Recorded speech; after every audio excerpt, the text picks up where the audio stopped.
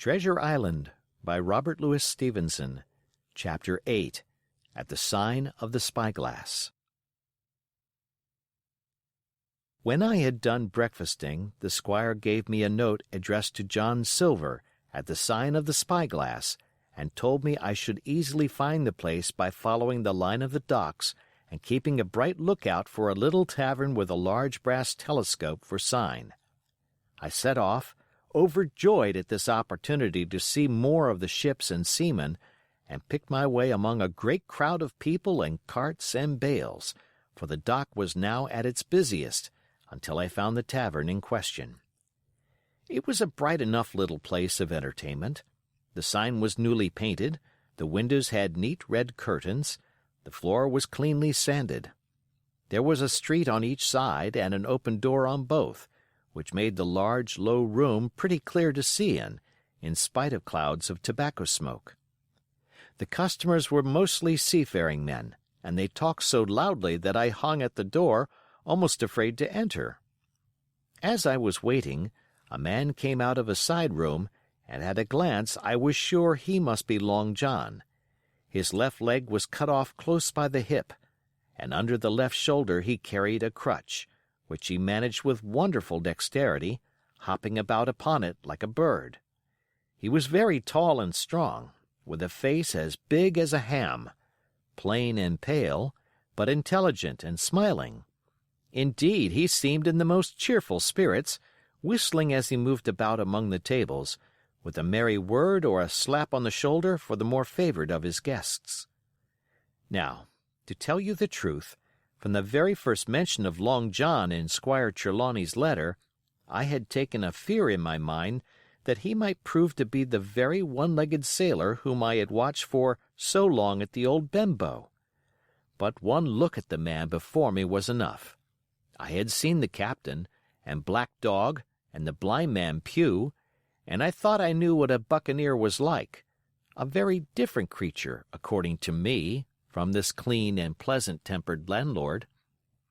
I plucked up courage at once, crossed the threshold, and walked right up to the man where he stood, propped on his crutch, talking to a customer. "Mr. Silver, sir?" I asked, holding out the note. "Yes, my lad," said he. "Such is my name, to be sure. And who may you be?" And then, as he saw the squire's letter, he seemed to me to give something almost like a start. "Oh," said he, quite loud, and offering his hand. "I see.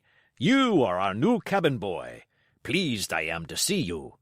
And he took my hand in his large, firm grasp. Just then one of the customers at the far side rose suddenly and made for the door. It was close by him, and he was out in the street in a moment. But his hurry had attracted my notice, and I recognized him at glance. It was the tallow-faced man, wanting 2 fingers, who had come first to the Admiral Benbow. "Oh!" I cried. "Stop him! It's Black Dog!" "I don't care 2 coppers who he is," cried Silver, "but he hasn't paid his score. Harry, run and catch him." One of the others who was nearest the door leaped up and started in pursuit. "If he were Admiral Hawke, he shall pay his score," cried Silver, and then, relinquishing my hand, "Who did you say he was?" he asked. "Black what?"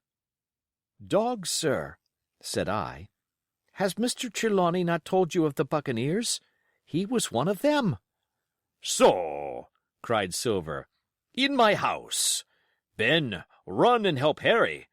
One of those swabs, was he? Was that you drinking with him, Morgan? Step up here." The man whom he called Morgan, an old, gray-haired, mahogany-faced sailor, came forward pretty sheepishly, rolling his quid.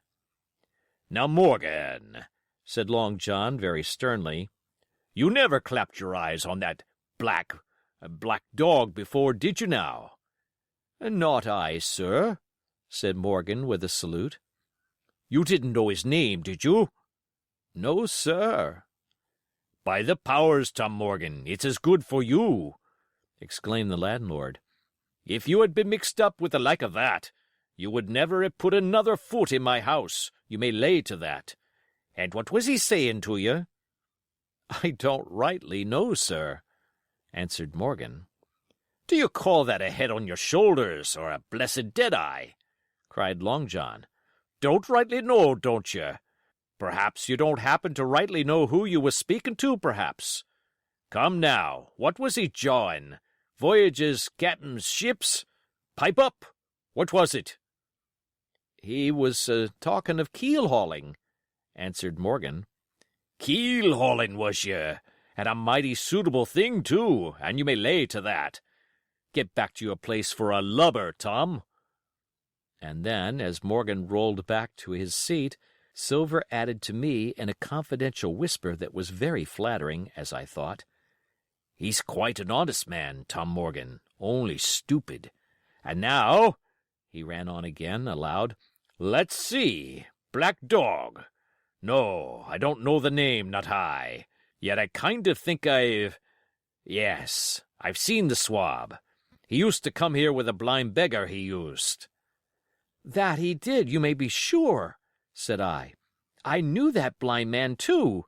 His name was Pew." "It was!" cried Silver, now quite excited. "Pew! That was his name for certain. Ah, he looked a shark, he did.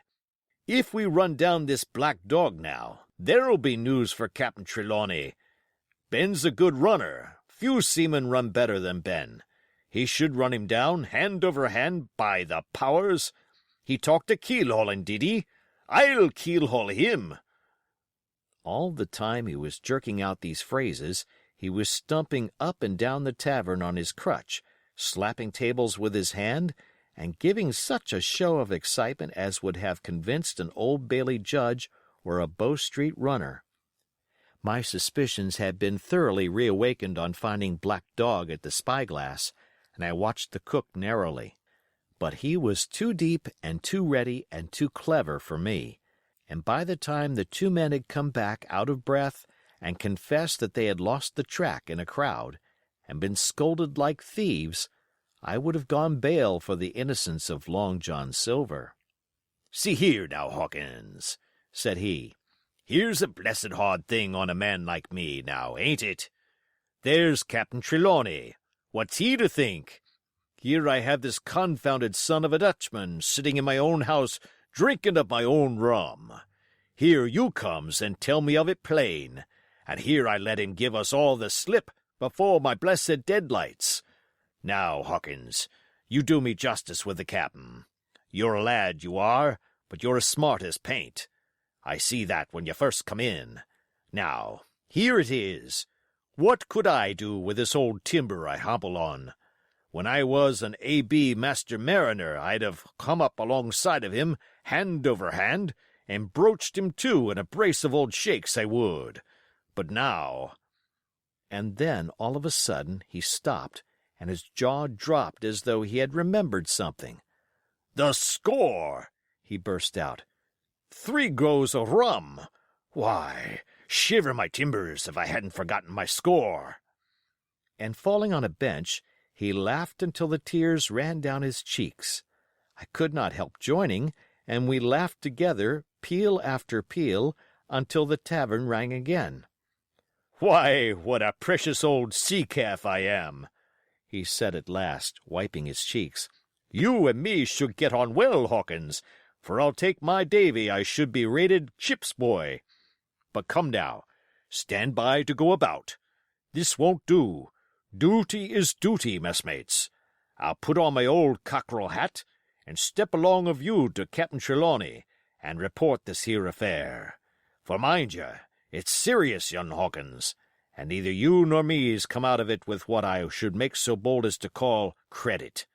Nor you neither, says you, not smart, none of the pair of us smart. But, dash my buttons, that was a good 'un about my score." And he began to laugh again, and that so heartily that though I did not see the joke as he did, I was again obliged to join him in his mirth.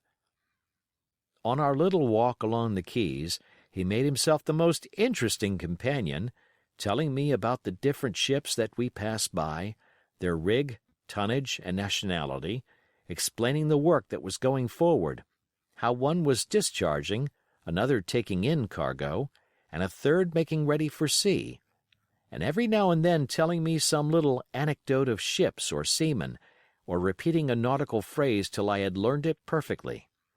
I began to see that here was one of the best of possible shipmates. When we got to the inn, the squire and Dr. Livesey were seated together, finishing a quart of ale with a toast in it, before they should go aboard the schooner on a visit of inspection. Long John told the story, from first to last, with a great deal of spirit and the most perfect truth. "That was how it were now, warn't it, Hawkins?" he would say now and again, and I could always bear him entirely out. The two gentlemen regretted that Black Dog had got away, but we all agreed there was nothing to be done, and after he had been complimented, Long John took up his crutch and departed. "All hands aboard by 4 this afternoon," shouted the squire after him. "Aye, aye, sir," cried the cook in the passage. "Well, squire," said Dr. Livesey, "I don't put much faith in your discoveries as a general thing, but I will say this: John Silver suits me." "The man's a perfect trump," declared the squire. "And now," added the doctor, "Jim may come on board with us, may he not?" "To be sure he may," says Squire. "Take your hat, Hawkins, and we'll see the ship." End of chapter.